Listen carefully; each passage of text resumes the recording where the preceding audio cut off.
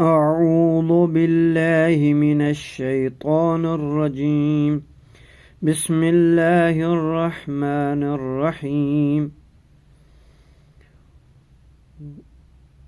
يوم يكون الناس كالفراش المبثوث، اس روز لوگ بکھرے ہوئے پروانوں کی طرح ہوں گے۔ وَتَكُونُ الْجِبَالُ كَالْعِهْنِ الْمَنفُوشِ، اور پہاڑ دھنی ہوئی اون کی طرح ہو جائیں گے۔ فَأَمَّا مَن ثَقُلَتْ مَوَازِينُهُ،